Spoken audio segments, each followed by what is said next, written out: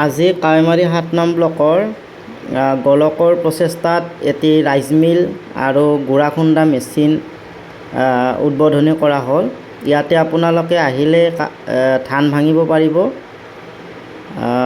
ইয়াত চাউলৰ গুড়া কৰিব পাৰিব, চাউলৰ গুড়ি গোটেইখিনি সুবিধা আছে। আপোনালোকে আহিব কাৱৈমাৰী ৭ নং ব্লকৰ গোলক আৰু গহুৰ ৰাজবংশীৰ ঘৰত।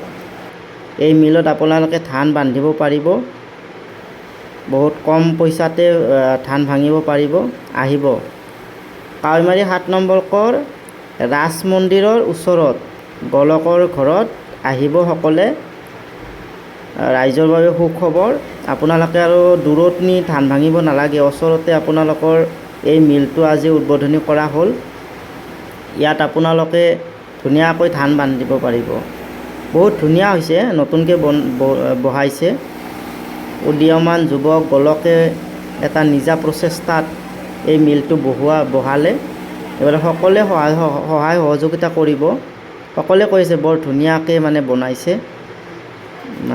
ধানো ধুনীয়াকৈ ভাঙিছে। এতিয়া গুড়া খুন্দাৰ কাৰণে আপোনাৰ ঢেঁকীত যাব নালাগে আৰু গোলকৰ ঘৰত আহিব, কম পইচাতে আপোনালোকে চাউলৰ গুড়ি কৰি লৈ যাব পাৰিব। ধন্যবাদ।